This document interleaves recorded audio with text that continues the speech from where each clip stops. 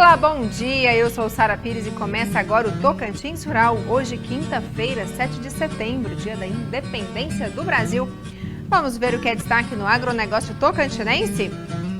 No programa de hoje você vai ver, Polícia Ambiental apreendeu quase 100 quilos de pescado na ilha do Bananal. E também vamos falar sobre os cuidados que se deve ter com animais peçonhentos, com a doutora Carla Simoni, ela que é professora de Ciências Biológicas da Universidade Federal do Tocantins. Esses e outros assuntos você confere agora aqui no Tocantins Rural.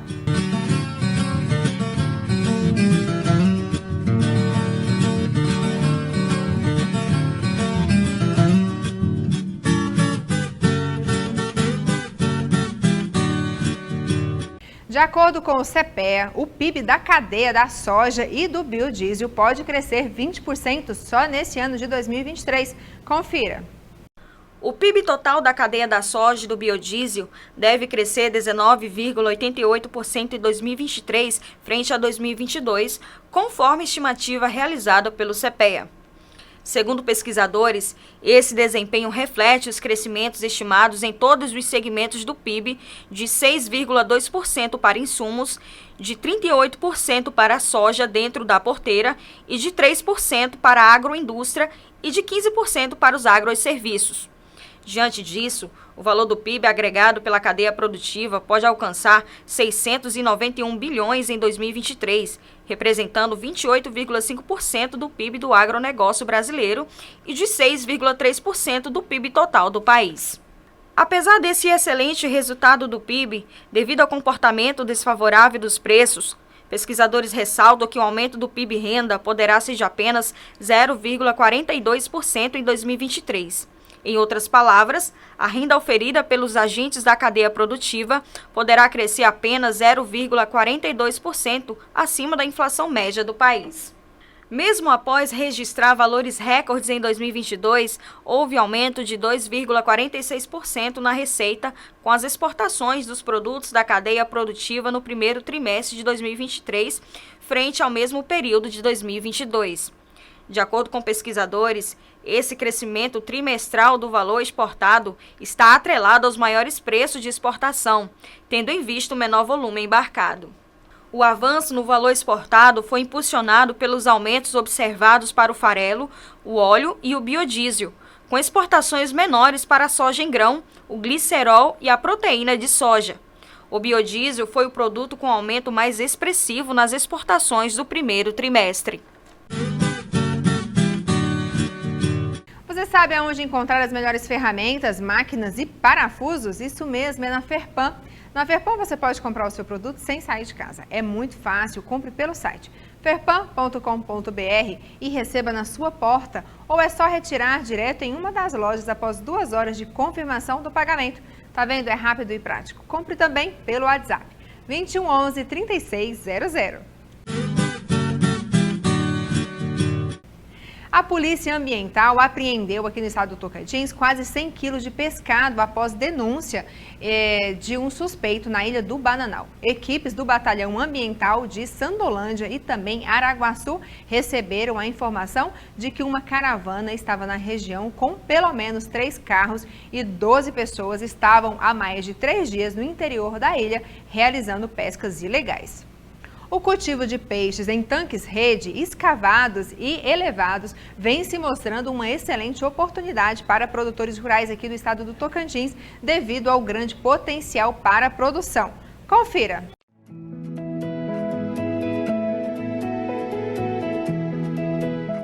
Na criação de tambaquis, a fase de recria é bastante importante, pois é nela que o alevino vai se transformar em um juvenil, com peso acima de 30 gramas. Esse é o peixe que está no ponto para povoar o viveiro de engorda. Os peixes devem ser aclimatados, misturando a água do tanque com a água de onde ele veio, até ficar com uma temperatura parecida. A densidade de estocagem é de 10 alevinos por metro quadrado, podendo chegar a 40 com aeração. Essa fase vai demorar de 1 a 2 meses, dependendo do tamanho que o juvenil vai sair, podendo sair de 30 gramas, 50, 100 gramas ou maior. Nesta fase da criação, a recomendação é que seja fornecido para os peixes rações com elevados teores de proteína, normalmente entre 40% e 50%. Estas rações no mercado normalmente têm preços elevados, mas interferem muito pouco no custo de produção, visto que o consumo nesta fase é muito pequeno. Por isso é que nós recomendamos. Preciso fornecer a ração por diversas vezes aos peixes, com o ideal girando entre 4 e 6 vezes ao dia, o máximo que os animais puderem comer. É nessa fase que ele não só cresce mais, como também ele converte mais, ou seja, a gente usa menos ração para fazer um peixe maior. E esse peixe vai chegar mais rápido e mais forte, com um pico bom de crescimento para um bom começo de engorda. Já no manejo, o manuseio e transporte dos peixes para o viveiro também merece atenção especial. Se bem feito, vai permitir que não haja mortalidade e que eles voltem a se alimentar mais rapidamente. Esse manuseio dos peixes deve ser feito sempre pela manhã, na parte mais fria do dia. Nesse horário, o tanque de recria ou de engorda vão estar com a temperatura bem parecida. E também os peixes vão estar acordando, com o metabolismo mais lento ali, mais fácil de se manusear. Deve ser feito da forma mais rápida possível, para acabar sempre pelo período da manhã. Caso o sol esquente muito, ou os peixes comecem a vir muito facilmente para a contagem, para o manuseio, esse peixe está ficando cansado. Nós paramos o manuseio e continuamos na semana que vem. Em toda a água de manejo deve ser colocado azul de metileno e sal. E se o produtor não tiver o azul de metileno, somente sal. Não se faz transporte sem sal.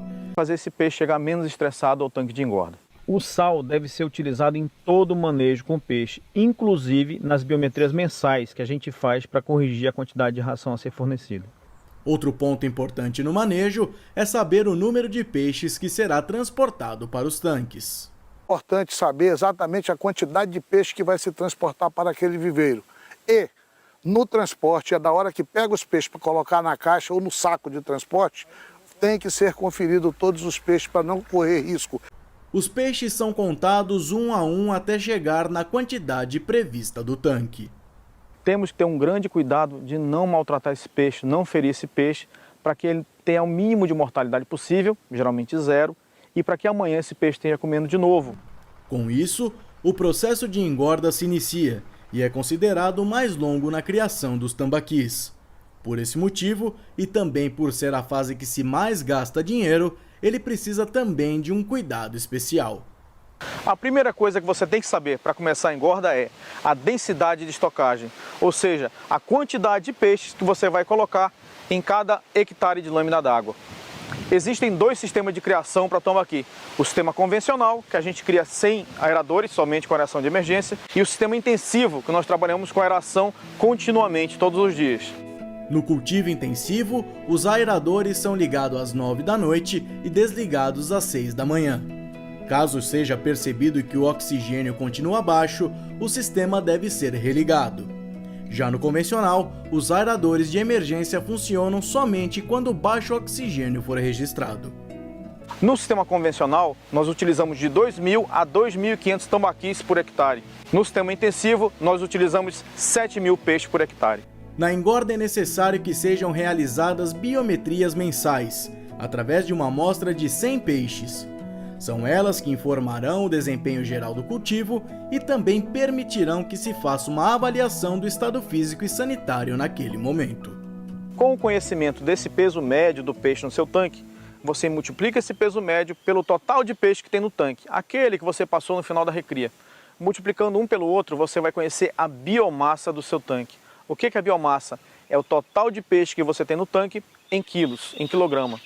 O conhecimento do peso médio e da biomassa é o que você vai utilizar para fazer o cálculo de arraçoamento do tanque, ou seja, quanto de ração vai ser fornecido nesse tanque.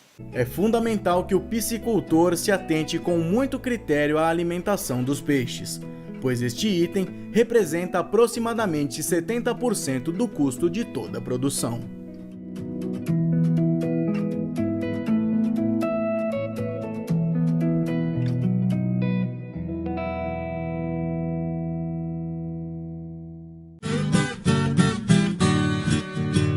Você que mora em uma área rural e enfrenta problemas de conexão com a internet, a solução para o seu problema é a internet rural.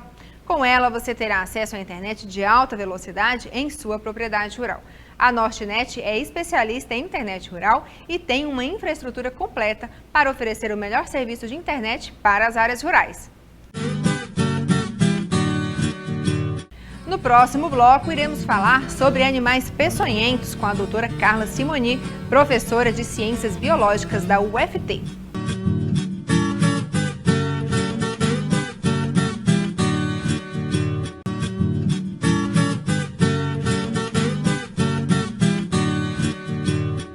Estamos de volta com o Tocantins Rural aqui na programação da TV Norte SBT e agora nós conversamos com a doutora Carla Simoni, ela que é professora de Ciências Biológicas aqui da UFT e vai falar um pouco com a gente sobre animais peçonhentos. Bom dia, seja muito bem-vinda. Bom dia, obrigado pelo convite. É sempre muito bom a gente participar dessas interações para poder conversar um pouco sobre esses animais. Certo, eu sei que a senhora tem várias pesquisas aqui no estado, eu estou com alguns dos livros aqui que foi desenvolvido, né, a partir de pesquisas realizadas pela senhora. A gente tem aqui Animais e Ambiente, né, as serpentes e os seres humanos, Animal e Ambiente, as arraias de água doce e os seres humanos, e também Animais e Ambiente, os escorpiões e os seres humanos. Fala um pouquinho para a gente sobre esses três aqui. Então, através de um trabalho que a gente conseguiu fazer de intervenção de educação ambiental com crianças, nós conseguimos promover esse material e ele traz o animal no seu ambiente, né? As alterações que esse ambiente vem sofrendo e vem facilitando o encontro desse animal com a população, o que acontece se ocorrer o acidente e como evitar o contato direto com esses animais, né? Então a gente conseguiu fazer para serpentes, escorpiões e arraias e também a cartilha, que trata desse assunto de uma forma lúdica, com a ideia de interagir com as crianças e ensinar para as crianças, né, que esses animais eles fazem parte da natureza, eles possuem aí uma interação com esse ambiente, um importante papel biológico. Quando uma pessoa que está, principalmente na zona rural, né, a gente sabe que são 139 municípios no estado, às vezes longe para você conseguir ligar, de repente, para o Corpo de Bombeiro, para a Polícia Ambiental, o que deve fazer? Um produtor rural encontrou uma serpente, encontrou um escorpião, o que deve fazer? Se for com acesso à área urbana, o CCZ ele está fazendo um trabalho muito importante com os escorpiões, porque ele vai até o local, ele faz a captura e orienta a população para evitar situações que possam aumentar o contato, a interação, né? E, consequentemente, proporcionar algum acidente. E, em relação às serpentes, chamar o Corpo de Bombeiros, porque eles conseguem fazer a captura com segurança, né? Nós temos, no nosso estado, o registro de cerca de 112 espécies de serpentes. Que é esse, né, daqui, né? Que foi o registro dessas espécies, a gente encontra no livro, que também foi conseguido através dos estudos da minha equipe, né?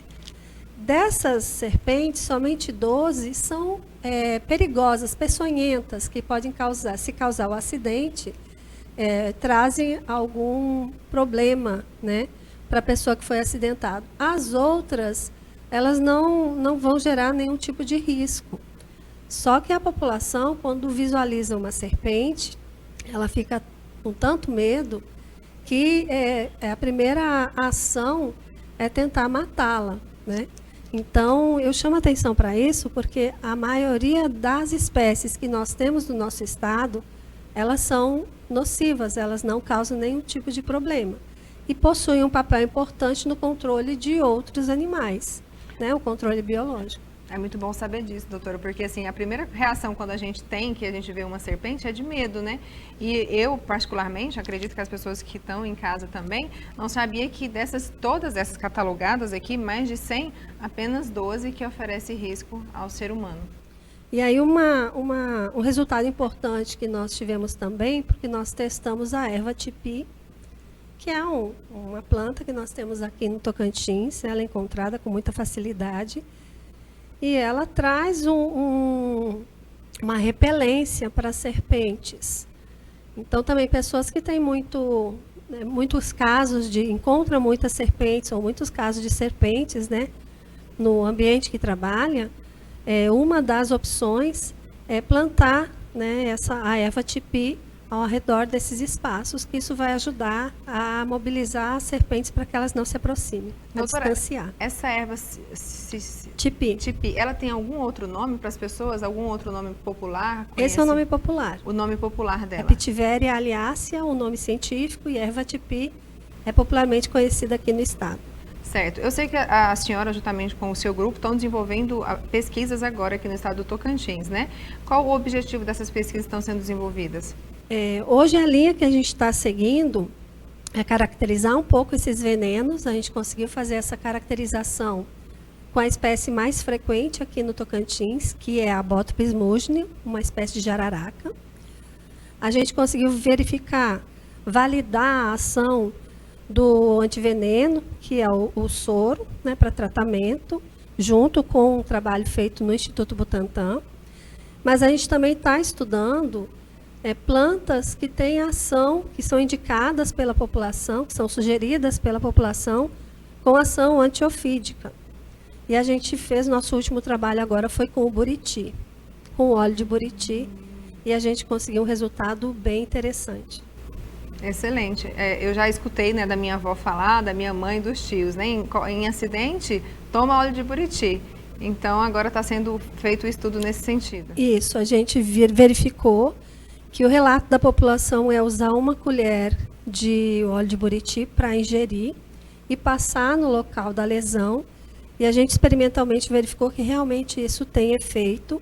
Ele diminui os efeitos que o veneno desencadeia no acidente, mas ele não neutraliza, ele diminui, né? E os nossos estudos foram para avaliar os efeitos no local do acidente. Porque o veneno da jararaca, ela desencadeia um efeito local muito forte, quer dizer, ela leva o local em que onde o veneno foi injetado a ficar muito inchado, muito inflamado. Isso é um problema muito grave também, além dos outros que são desencadeados. Então, a gente focou nisso porque o antiveneno, ele é muito eficiente, mas a eficiência dele está bastante relacionada com a neutralização das atividades do veneno que estão circulando no corpo. E ele não tem muita eficiência em reduzir os efeitos que são induzidos no local do acidente. Então, a gente está agora buscando estudar, né, as nossas plantas do cerrado para avaliar quais têm mais efeitos sobre essas ações locais, para ajudar a diminuir as sequelas que são induzidas pelo acidente por serpentes, principalmente a jararaca, né, que é o que causa esse tipo de sintomas. Doutora, é mito ou é verdade de que se uma cobra, né, picar o ser humano e antes tiver comido, ingerido alguma coisa, o veneno não vai ser igual? Aí, ingerido quem? A pessoa ou a jararaca? A jararaca. Ela tem uma capacidade de produzir o veneno na glândula. Muito rápido. Não, ela tem uma capacidade, e aí se ela der um bote recente, o segundo bote, ela já não vai ter tanto veneno para inocular, né? Então, ela precisa de um tempo para que esse tecido glandular responsável pela produção do veneno consiga se reorganizar e produzir mais. Entendi. Então, na realidade, o primeiro bote, ela vai ter mais material para injetar. No segundo bote, dependendo do intervalo entre um bote e outro, se for um intervalo muito curto, menor vai ser a quantidade injetada. Certo. Aproveitar para encerrar, queria que a senhora falasse, a senhora já trouxe, né, algumas dicas aí de tanto plantas como também óleo, né, para ser ingerido, mas o pessoal que mora nas comunidades distantes de um pronto-socorro, por exemplo, como que faz para ter acesso? Tem algum remédio que a senhora tem o nome, alguma coisa que compra na farmácia ou em algum lugar? O que é indicado, né, cientificamente comprovado, é o tratamento, se for acidente com jararaca, é o tratamento com o soro antiofídico, com o antiveneno. Aconteceu o acidente, direto para o hospital, que tem o antiveneno, que tem o soro, para poder fazer o tratamento. Tem regiões específicas, no nosso estado, né, que tem disponível o soro para fazer esse tipo de intervenção. Quanto mais rápido for o acesso da pessoa acidentada ao soro, menores serão as sequelas deixadas pelo acidente. Então, assim, o mais rápido possível aconteceu o acidente, direto para o hospital. Certo, doutora, muito obrigada pela sua participação aqui no Tocantins Rural. Eu gostaria de parabenizar, né, o trabalho que a senhora e juntamente com a sua equipe desenvolve aqui para o nosso estado, a importância que é da ciência, da pesquisa aqui no estado do Tocantins. Parabéns e muito obrigada. Eu que agradeço. Você sonha em ter o carro com potência e alta capacidade? Agora você pode conquistar. Descubra o poder que só uma Ram tem com a nova Rampage na Via Motors. Com motores a diesel e também a gasolina, a nova Ram tem a melhor capacidade em qualquer desafio. Conheça a mais tecnológica picape, imponente por fora e inovadora por dentro. Compre com preços exclusivos na Via Motors. Já pensou em encontrar as marcas Jeep, Ram, Citroën, Peugeot e Renault, tudo em um só lugar? Pois agora você pode. Venha conhecer o novo Complexo Via, agora em um novo endereço, na 402 Sul Avenida NS2. O maior e mais moderno conjunto de concessionárias traz para você as melhores marcas de veículos do Brasil. Aproveite as nossas ofertas de inauguração e conquiste o seu Jeep, Ram, Citroën, Peugeot ou Renault, com condições imperdíveis. Novo Complexo Via, na 402 Sul Avenida NS2. Seu sonho começa aqui. No trânsito, escolha a vida. Você conferiu aí o recadinho do nosso parceiro aqui do Tocantins Rural. E agora nós vamos falar aqui diretamente de Tocantinha. Gessé Lopes e sua esposa nos enviou alguns vídeos e também fotos do trabalho que eles vêm desenvolvendo na aldeia Xerente, em Tocantinha, para garantir segurança alimentar e nutricional para a comunidade. Confira. Olá pessoal, boa tarde. Eu sou o Gessé e nós moramos aqui dentro da reserva indígena. Eu sou a Larissa, de Brito Xerente, e moramos na aldeia Formosa, que fica no território indígena Xerente, no município de Tocantinha. E a gente vai falar um pouco para vocês sobre o trabalho que a gente vem desenvolvendo aqui dentro da comunidade, aqui mesmo em nossa residência. A gente luta para ter a segurança alimentar e mostrar que em um pequeno espaço a gente consegue ser produtivo, tanto para ter a segurança alimentar e tanto para conseguir uma renda, para conseguir sobreviver da própria terra. A gente consegue resgatar sementes crioula, sementes de cultivares que já foi perdido há mais de 40 anos, para fazer doação para os indígenas plantar. A gente começamos a plantar em novembro, então a gente está correndo atrás de parcerias e para conseguir plantar em novembro 10 hectares. É isso mesmo, pessoal. Então, o que a gente vem desenvolvendo aqui? São vários cultivares, a nossa principal hoje é a mandioca e a banana, a batata e o inhame. São os nossos 4 produtos que a gente não pode deixar passar de produzir, né? E assim, são alimentos riquíssimos em nutricional, né? Em matéria nutricional. Então, assim, o que a gente vem buscando? A gente vem buscando uma forma de ter uma segurança para os idosos, para as mulheres e também para as crianças, a segurança alimentar. Muito obrigado. Estamos de porta aberta para quem quiser nos visitar. Visitem nossas redes, sigam-nos pelas redes que temos todas as informações, a gente vai colocando também o trabalho que a gente vem desenvolvendo. E o nosso Instagram é Aldeia Formosa. Obrigado. Quando se trata de fornecimento de energia confiável e robusto para a sua empresa, a Geraforte Energia é a escolha certa. Eles são especialistas em geradores de alta potência, garantindo que a sua operação continue a todo vapor, mesmo durante quedas de energia. Entre em contato hoje mesmo pelo telefone 999438186 e descubra o parceiro confiável para as suas necessidades energéticas. Geraforte Energia, potência e confiança ao seu alcance. Tocantins Rural vai ficando por aqui. Muito obrigada pela sua companhia. Amanhã eu estou de volta com mais informações do agronegócio tocantinense aqui no SBT. Para essas e outras informações, acesse tocantinsrural.com.br. Um excelente dia para você e um excelente feriado. Até amanhã.